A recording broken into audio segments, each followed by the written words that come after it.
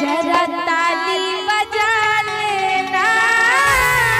और एक बार दोनों हाथ ऊपर, सीधे सीधे और ताली के साथ। ताली के साथ। आज है जगराता भोले का उनको मना लेना। आज है जगराता भोले का उनको मना लेना। अरे भक्तों जरा ताली बजा लेना। अरे भक्तों जरा ताली बजा लेना।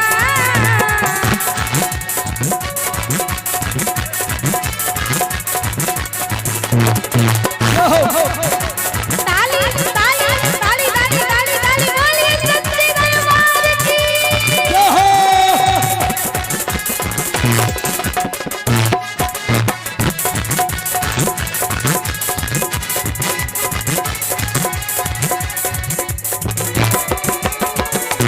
बोल सच्चे दरबार की।